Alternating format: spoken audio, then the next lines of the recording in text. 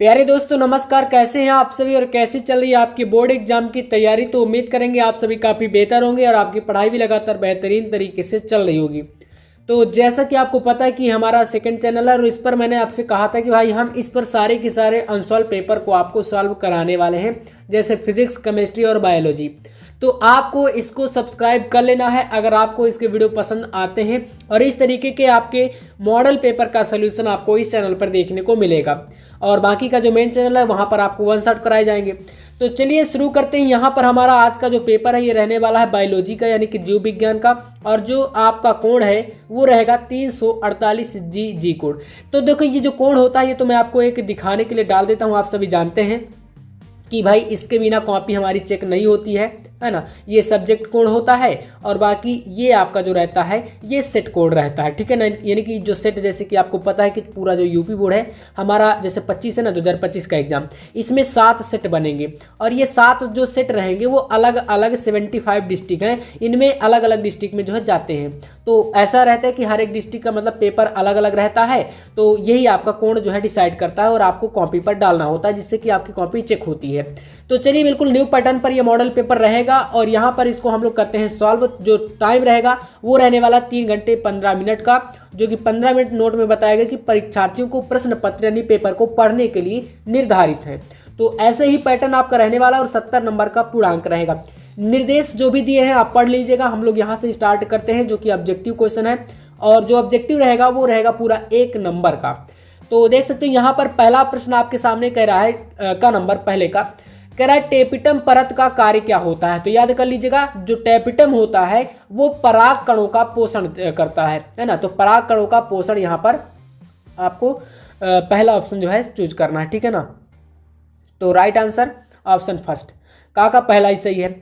इसके बाद देखिए हमारा क्वेश्चन नंबर यहाँ से आता है खा। इसमें कह रहा है कि निम्न में से कौन एक अपरदहारी है। तो राइट आंसर आपको चूज करना है केचुआ। कौन सा है? केचुआ, यानी कि जो आपका खा नंबर है, खा का हमारा पहला जो ऑप्शन है वो बिल्कुल सही रहेगा। चलिए नेक्स्ट क्वेश्चन पे आते हैं। गा नंबर क्वेश्चन है डेंगू। यहाँ पर याद रखिएगा डेंगू यानी कि हड्डी तोड़ बुखार भी इसे बोला जाता है। तो इसका वाहक कौन होता है? ठीक है, जैसे एनोफिलीज हो गया, एडीज हो गया, क्यूलेक्स हो गया, और यहाँ पर क्या है, इनमें से कोई नहीं। तो याद कर लीजिए यहाँ पर जो हड्डी तोड़ डेंगू या हड्डी तोड़ बुखार होता है, इसका वाहक होता है आपका एडीज। कौन होता है? एडीज मच्छर। तो ये आपको सही कर लेना है। बाकी आप लोग कमेंट करके बताइएगा कि कौन सा होता है, एक बार है ना, कि ऑब्जेक्टिव आपके कितने सही गए हैं, एक बार कमेंट करके जरूर आप लोग बताना। चलिए यहाँ से हम लोग जाते हैं नेक्स्ट क्वेश्चन। और 4 ऑब्जेक्टिव आता है बायोलॉजी में, जैसा कि आपको पता है। तो लास्ट यहाँ पर घ नंबर का है, कौन सा एंजाइम डीएनए को विशिष्ट स्थान से काटता है। देखो जो काटने वाला होता है वो एंडोन्यूक्लियस रहता है, और अगर यहीं पर पूछ लेता कि निम्न में से कौन सा एंजाइम डीएनए को विशिष्ट स्थानों से यानी कटे हुए स्थानों से जोड़ता है, तो जोड़ने के लिए जो रहता है वो क्या रहता है? लाइगेज होता है, ठीक है ना। तो याद कर लेना, जोड़ने वाले को लाइगेज और काटने वाले को एंडोन्यूक्लियस यानी प्रतिबंधन एंडोन्यूक्लियस। तो सेकंड ऑप्शन आपका बिल्कुल करेक्ट है। चलिए अब यहाँ से अति लघुत्तरीय प्रश्न स्टार्ट होते हैं, जो कि 1 नंबर का बोर्ड एग्जाम में आता है आपके। तो आंसर देखो, इसका क्वेश्चन कह रहा है शुक्राणु को पोषण प्रदान करने वाली कोशिकाओं के नाम। तो यहाँ पर मानव में शुक्राणु को पोषण प्रदान करने के लिए यहाँ पर आपका आंसर हो जाएगा सरटोली कोशिकाएं होती हैं। कौन सी? सरटोली कोशिकाएं, ठीक है। तो एक लाइन में आपको आंसर दे देना है, डायरेक्ट आंसर देना, क्योंकि 1 नंबर का क्वेश्चन है। तो राइट आंसर सरटोली कोशिका। नेक्स्ट क्वेश्चन यहाँ पर है आपका, सॉरी ये आपका दूसरा पॉइंट है, सरटोली कोशिकाएं शुक्र जनन नलिका में स्थित होती हैं। अगला क्वेश्चन यहाँ से है। तो ख नंबर क्वेश्चन है एमटीपी और जेडआईएफटी का पूरा नाम बताइए। तो देखो एमटीपी का जो फुल फॉर्म होता है वो होता है मेडिकल टर्मिनेशन ऑफ प्रेगनेंसी, जो कि यहाँ पर आपके सामने ये दिया गया है, ठीक है। इसको क्या बोलते हैं? Medical termination of pregnancy. और जेडआईएफटी जो होता है इसका फुल फॉर्म यहाँ पर दिया है जाइगोट इंट्राफैलोपियन ट्रांसफर। ये बोर्ड एग्जाम में 1 नंबर का प्रश्न आपके फिक्स है, ठीक है ना। मतलब इस तरीके का आपका जो क्वेश्चन होता है वो आता ही आता है। तो इसको कर लेना ख नंबर का क्वेश्चन। अगला गा नंबर है अनुवांशिकता की इकाई क्या होती है। तो भाई अनुवांशिकता की जो इकाई है वो जीन होती है, हमें पता है। तो यहाँ पर आप कर लेना जीन। फिर यहाँ से हमारा घ नंबर क्वेश्चन देखो, और जीन जो होते हैं वो डीएनए से बने होते हैं, ठीक है, ये भी है। अनुवांशिक कूट में कितने प्रकूट यानी कोडान त्रिक होते हैं। तो याद रखना 64 यानी 64, ठीक है। अगला क्वेश्चन, और ये सारे क्वेश्चन 1-1 नंबर के रहते हैं, तो शॉर्ट में लिख देना। वाहित मल क्या होता है? आसान सा क्वेश्चन है। घरों, उद्योगों, अस्पतालों, कार्यालयों, कृषि कार्यों या खेतों और अन्य मानव क्रियाकलापों में इस्तेमाल होने वाले पानी के अपशिष्ट को वाहित मल कहते हैं। यह डब रूपी अपशिष्ट पदार्थ का होता है जो जल और मृदा को दूषित यानी प्रदूषित करता है। ठीक है ना। तो ये 5 क्वेश्चन यहाँ से। अब इसके बाद आपका यहाँ से लग चुका है भाई लघु उत्तरीय प्रश्न, और जो कि रहेगा फर्स्ट, है ना, फर्स्ट, यानी कि लघु उत्तरीय जो होते हैं वो 2 प्रकार के आते हैं, एक फर्स्ट और एक सेकंड। तो पहले प्रकार में तीसरे का पहला क्वेश्चन है अफीम क्या है, यह किस पौधे से प्राप्त होता है। तो देखो जो अफीम होता है ये एक प्रकार का क्या होता है, मादक पदार्थ है, आप सभी जानते हैं। और कैसे प्राप्त होता है, तो यहाँ पर इसका पूरा आंसर है जो कि आपका थ्योरी है। तो थ्योरी को आप लोग क्या करोगे, वीडियो को रोक लेना, है ना, पॉज कर लेना और इसका आंसर पढ़ लेना। चलिए इसके बाद यहाँ पर नेक्स्ट क्वेश्चन, क्लाइनफेल्टर और टर्नर सिंड्रोम में गुणसूत्रों की संख्या। तो दोनों को देखो अलग अलग बताना है। 2 नंबर का ये प्रश्न बोर्ड एग्जाम में आएगा आपके। पहला है क्लाइनफेल्टर, तो यहाँ पर देखो आंसर इसका क्या है, यह एक जन्मजात बीमारी है जो तब होती है जब पुरुष को एक अतिरिक्त एक्स गुणसूत्र, यहाँ पर गुणसूत्र कर लो, विरासत में मिलता है। इस वजह से क्लाइनफेल्टर सिंड्रोम वाले पुरुषों में 47 गुणसूत्र होते हैं, जबकि आमतौर पर 46 होते हैं। मतलब टोटल अगर बात करें तो आमतौर पर 46 रहते हैं, लेकिन जिनमें क्लाइनफेल्टर ये अशुद्धि होगी यानी कि ये बीमारी होगी तो उनके गुणसूत्र 47 हो जाते हैं। एक गुणसूत्र क्या होता है, कहता है यहाँ पर अधिक रहता है। ठीक है, तो ये आपका क्लाइनफेल्टर के अंतर्गत आ जाता है।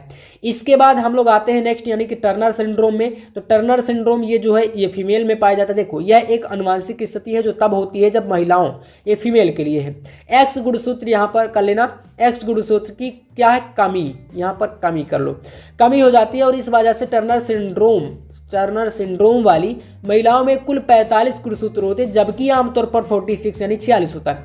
इसमें एक गुणसूत्र की कमी हो जाती है ना। जबकि यहाँ पर क्या था भाई, ऊपर वाले में क्लाइनफेल्टर में एक गुणसूत्र अधिक था। तो ये इन दोनों में टर्नर सिंड्रोम और क्लाइनफेल्टर में फर्क होता है। फिर क्या, मानव में प्रतिरक्षा यानी इम्यूनिटी कितने प्रकार की होती है। तो आप देख सकते हो सक्रिय प्रतिरक्षा, एक निष्क्रिय प्रतिरक्षा, ये 2 प्रकार से होता है। इसका पूरा आंसर आपके सामने है। ठीक है, तो वीडियो को रोको और पढ़ो आंसर को। ठीक है, बाकी क्योंकि थ्योरी ही है मैं पढ़ूंगा वही चीज़, एक ही बात है यहाँ पर। अगला क्वेश्चन यहाँ पर आपके सामने है, प्रतिजैविक क्या है, क्वेश्चन यहाँ तक है। फिर इसके बाद अगला क्वेश्चन जुड़ा है कि किन्हीं 2 सूक्ष्म जीवों के नाम लिखिए जिनका प्रयोग प्रतिजैविक के उत्पादन में किया जाता है। तो देखो स्ट्रेप्टोमाइसिन ये पहला जीव, फिर क्या है टेट्रासाइक्लिन ये दूसरा, और तीसरा एरिथ्रोमाइसिन। ये आपके 3 यहाँ पर क्या है, सामान्य रूप से सूक्ष्म जीव है जो कि प्रतिजैविक का कार्य करते हैं। अब इनका पूरा आप लोग देख लो ना, यहाँ पर सारे के सारे ये आपके आंसर हैं। पूरा यहाँ से थ्योरी है, जैसे कि समान रूप से उपयोग की जाने वाली प्रतिजैविक हैं जिन्हें कवक एवं जीवाणु से उत्पादित किया जाता है। किसी विशिष्ट प्रकार के सूक्ष्म जीव का संवर्धन करके प्रतिजैविक का उत्पादन किया जाता है, जिन्हें अनेक रोगों की चिकित्सा में उपयोग में लाते हैं। पेनिसिलियम नोटेटम और सेफ्लोस्पोरियम एक्रेमोनियम कवक 2 प्रजातियां हैं जिनका उपयोग एंटीबायोटिक दवाओं के उत्पादन में किया जाता है। क्लियर है। यहाँ से अगला क्वेश्चन, वन्य जीव संरक्षण के लिए सरकार द्वारा कौन कौन से कदम उठाए गए। तो यहाँ पर आप देख सकते हैं बहुत सारे कदम हैं, जैसे कि आपका पर्यावरण संरक्षण अधिनियम, वन संरक्षण अधिनियम, राष्ट्रीय वन जीव कार्य योजना, टाइगर परियोजना, राष्ट्रीय उद्यान, अभयारण्य, जैव क्षेत्रीय रिजर्व कार्यक्रम। ये बहुत सारे प्रकार के जो है सरकार द्वारा कदम उठाए गए हैं, तो इनको आप लोग आंसर के साथ बता सकते हो। फिर लघुत्तरीय हमने अभी देखा फर्स्ट प्रकार का, अब यहाँ से है लघुत्तरीय सेकंड टाइप का, जो कि प्रश्न संख्या 4 के अंतर्गत आपको बोर्ड एग्जाम में देखने को मिलेंगे। जिसमें चौथे का पहला प्रश्न है शारीरिक रोध या कोशिकीय रोध पर कह रहा है संक्षिप्त टिप्पणियां लिखिए। तो यहाँ पर आप देख सकते हो इसका आंसर है शारीरिक रोध। तो रोध या फिजिकल बैरियर का मतलब होता है शरीर में होने वाली उन प्रक्रियाओं से रोगाणुओं में प्रवेश को रोकना, जैसे कि त्वचा के द्वारा। पहला सबसे पहले देखो कोई भी बीमारी आती है तो त्वचा से टकराती है, तो ये पहला रोध है। श्लेष्मा आलेप हो गया, इसको आप पढ़ सकते हो पूरा। फिर इसके कुछ पॉइंट हैं, ये पॉइंट जैसे कि कोशिकीय रोध यानी कि साइटोकाइनिन रोध विषाणु से संक्रमित कोशिकाओं द्वारा इंटरफेरॉन नामक प्रोटीन का श्रवण करता है।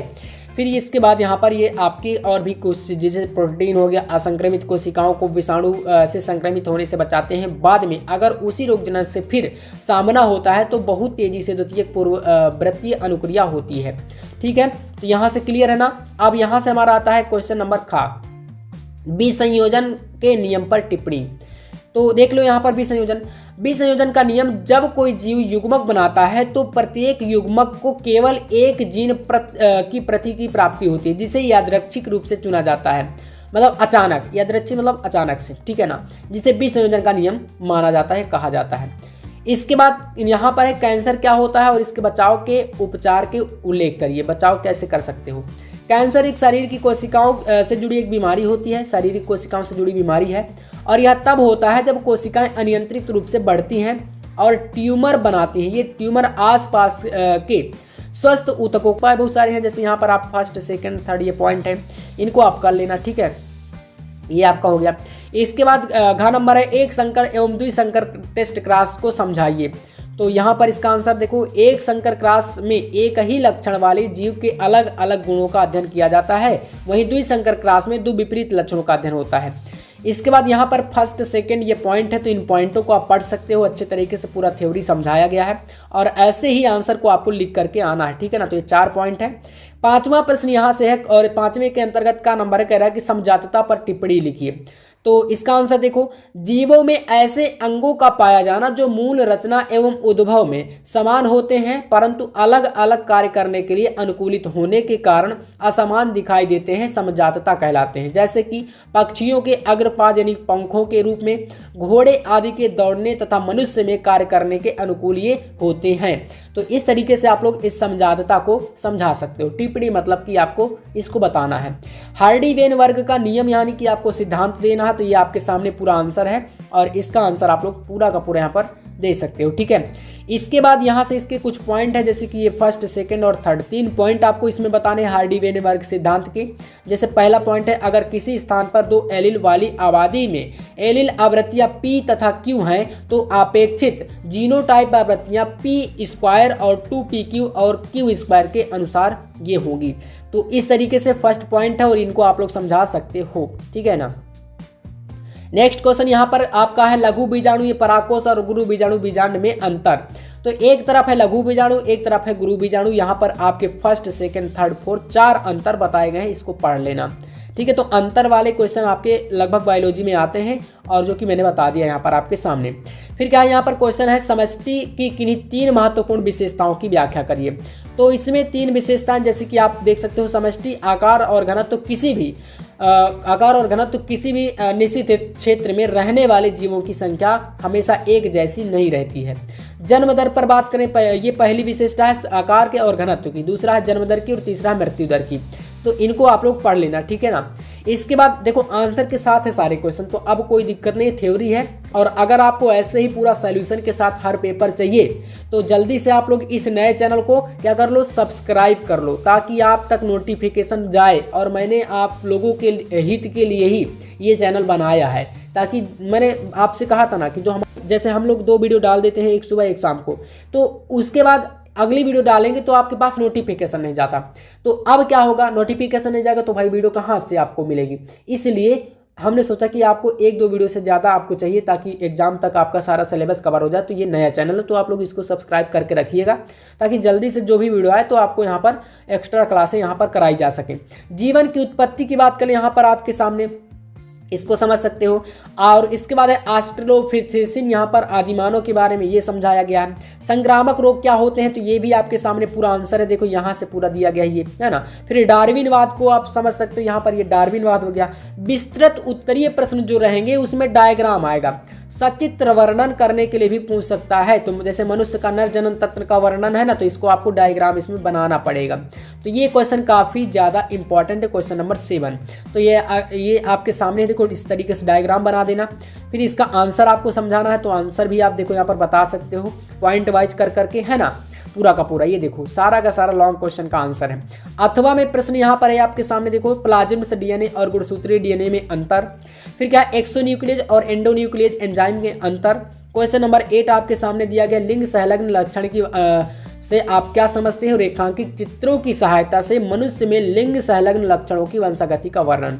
अथवा में एक प्रश्न है, समष्टि से आप क्या समझते हैं, इसकी पारस्परिक क्रियाओं का वर्णन करिए। और 9वां, मेंडल के प्रभाविता नियम की व्याख्या कीजिए, अपूर्ण प्रभाविता पर टिप्पणी करिए। फिर इसी के अथवा में एक प्रश्न दिया है, आवृत्ति बीजी पौधों में निषेचन से प्राप्त निषेचन पश्च संरचनाओं की वर्णन। तो ये देख सकते हो पूरा का पूरा इस तरीके से क्वेश्चन है। हमारे पूरा पेपर यहाँ से आपके सामने है, जो कि नया पैटर्न 2025 बोर्ड एग्जाम के लिए एकदम आपका वायरल मॉडल पेपर रहने वाला है। और ऐसे में आपको बायोलॉजी के 7 सेट इसी चैनल पर कराऊंगा, फिर इसके बाद हम लोग केमिस्ट्री के भी बीच बीच में 7 सेट करेंगे आपको 2024 के जितने रहेंगे, और फिजिक्स के भी 7 सेट, ठीक है। तो बाकी का सारा चीज़ें आपको यहाँ पर टाइम टू टाइम अपडेट मिलता रहेगा इस चैनल पर, तो आपको इस पर भी जुड़े रहना है। बाकी मेन चैनल पर तो आपको वीडियो मिलेंगी। तो इस